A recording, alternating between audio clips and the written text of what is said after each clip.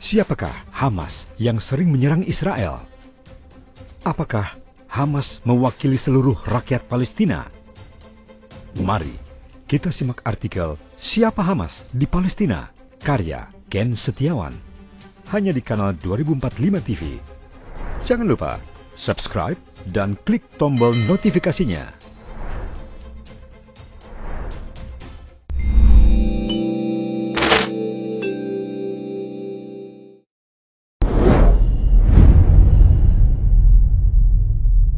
Hamas adalah sebuah ormas sosial keagamaan Ikhwanul Muslimin di Gaza yang berubah menjadi partai politik di Palestina. Jangankan dengan Israel, dengan pemimpin negara Palestina saja, kelompok Hamas ini selalu berbeda pendapat. Di Indonesia, kelompok Ikhwanul Muslimin ini menjelma menjadi Partai Keadilan Sejahtera atau PKS.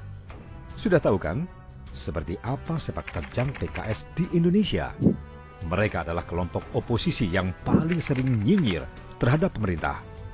Di Palestina, Hamas inilah yang sering berkonflik fisik dengan Israel. Seolah tidak ada kedamaian, bahkan dipropaganda sedemikian rupa bahwa telah terjadi pembunuhan massal di sana. Sama seperti di Indonesia, kelompok PKS ini yang mengklaim telah terjadi kriminalisasi terhadap ulama. Makanya kelompok PKS mengusulkan agar segera dibahas rancangan undang-undang atau RUU tentang perlindungan ulama. Padahal ulama dari kelompok PKS lah sebenarnya yang membuat gaduh.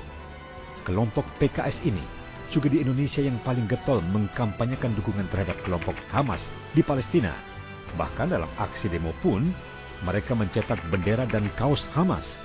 Ada hal yang membuat tidak simpati masyarakat terhadap persoalan ini, yaitu para pencari dana atau donasi untuk dukungan Palestina di Indonesia, yang didominasi orang-orang dari kelompok organisasi sosial dan keagamaan seperti ACT, HTI, Ikhwanul Muslimin, FPI, dan lain-lain, termasuk organisasi politik seperti PKS. Ada juga para tokoh agama, tokoh publik, serta artis yang meneriakan anti-demokrasi, anti terhadap pemerintah yang sah karena dianggap tidak menggunakan hukum Islam. Dengan semangatnya, mereka mendukung penegakan khilafah atau negara Islam. Banyak kita jumpai di Indonesia, tiba-tiba ada artis mendadak hijrah dan tiba-tiba mendukung penegakan khilafah atau negara Islam. Padahal, faktanya dalam 3 hari saja, Palestina meluncurkan 1.500 roket ke wilayah Israel. Dari mana dan mereka dapatkan untuk membeli ribuan roket?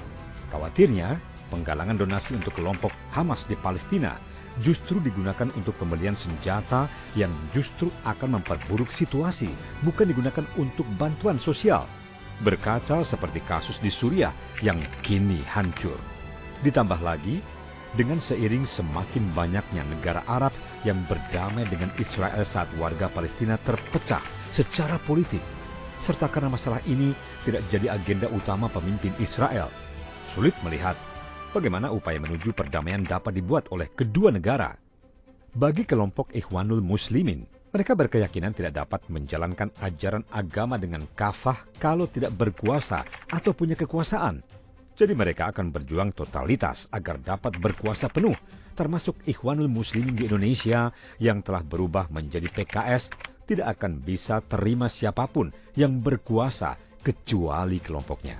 Pada satu sisi, ketika datang langsung ke Palestina atau Israel, tentunya kita akan melihat banyak fakta lain yang kadang di media sosial tidak sama alias agak berbeda. Terutama ketika kita datang berziarah langsung ke makam bapaknya para nabi, yaitu Nabi Ibrahim di Hebron, Palestina. Dalam sejarah, selain diberikan berbagai mujizat oleh Allah Subhanahu wa Ta'ala, Nabi Ibrahim juga memiliki anak-anak yang soleh. Nabi Ibrahim memiliki 2 anak, yakni Nabi Ismail dan Nabi Ishak dari 2 istrinya yang bernama Siti Hajar dan Siti Sarah. Di Hebron, selain makam Nabi Ibrahim, ada juga makam lain, yaitu makam Siti Sarah istrinya, makam Nabi Ishak beserta istrinya, dan makam Nabi Yusuf. Diketahui bahwa Nabi Ibrahim mempunyai 2 istri, yaitu Siti Hajar di Mekah yang melahirkan Nabi Ismail dan Siti Sarah melahirkan Nabi Ishak dan Nabi Yakub di Palestina. Karena Nabi Ismail di Mekah, makanya bangsa Arab rata-rata adalah generasi Nabi Ismail yang menganut ajaran Islam. Kalau di Palestina, ada Yahuda dari keturunan Nabi Ishak dan Nabi Yakub yang sekarang menjadi kelompok ajaran Yahudi. Jadi, Yahuda atau ajaran Yahudi juga garis keturunan dari Nabi Ibrahim, tapi dari Nabi Yakub dan Nabi Ishak.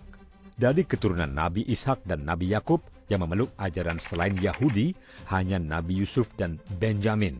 Sedangkan Yahuda sampai sekarang menjadi pemeluk ajaran Yahudi. Makanya, menurut sejarah Palestina dan Yerusalem, bagi orang Yahudi secara legitimasi, agama memang adalah bumi Yahudi. Makanya orang-orang Arab kalau disuruh mengusir orang-orang Yahudi dari Palestina tidak begitu respons. Hal ini karena dalam sejarah Islam, akhirnya sampai sekarang seolah menjadi masalah agama dan politik termasuk pada zaman perpecahan pada tahun 1964 hingga 1966. Jadi, sebetulnya memang dari dulu sudah menjadi masalah agama sebab orang Yahudi meyakini bahwa Palestina adalah bumi yang dijanjikan milik mereka. Makanya, atas nama kitab suci mereka berjuang mati-matian mempertahankan sampai sekarang ini. Makanya wajar bila sampai pun PBB tidak bisa mendamaikan konflik Palestina dan Israel, karena itu keyakinan kitab suci mereka masing-masing.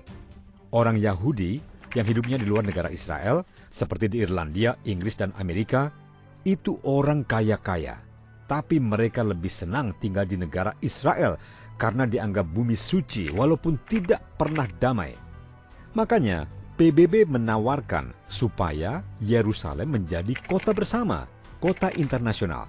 Tapi kata orang Palestina, apa artinya merdeka tanpa Yerusalem? Orang Islam di Palestina juga mempunyai keyakinan bahwa Baitul Maqdis di Yerusalem. Jadi, percuma saja mereka merdeka tanpa Yerusalem. Sebab umat Islam meyakini bahwa Nabi Muhammad pernah melaksanakan sholat di Yerusalem sebelum Mi'raj, termasuk Masjid Al-Aqsa adalah merupakan kiblat pertama umat Islam di dunia.